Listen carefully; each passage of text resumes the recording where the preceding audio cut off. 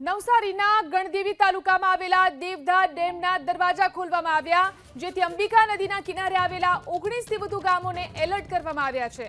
ડેમના દરવાજા ખોલાતા અંબિકા નદીના જળસ્તરમાં વધારો થયો છે। વરસાદની પેટર્ન જોયા બાદ આગામી સમયમાં અન્ય 20 દરવાજા ખોલવાની કામગીરી હાથ ધરવામાં આવશે।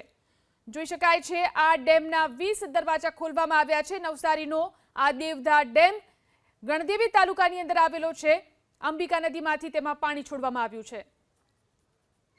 આજે આ દેવધા ટાઇડલ ડેમ ચોમાસાના વરસાદના કારણે ઓવરફ્લો થાય કે એના માટે આપણે સાવચેતી રૂપે આજરોજ આપણે આ અહીંયા ટોટલ 20 ગેટ છે, તો આપણે એને આજે ગેટ ખોલીને પાણીનો પ્રવાહ નીચવાસમાં આપણે જવા દઈએ છીએ। એ ગેટો તો આજે સાંજ સુધીમાં ખુલી જશે।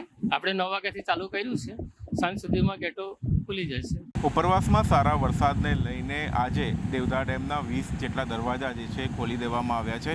દ્રશ્યો સીધા બતાવવા માંગીશ દેવધા ડેમના, કે જ્યાં અત્યારે 20થી વધુ જે દરવાજા જે છે એ ખોલી દેવામાં આવ્યા છે।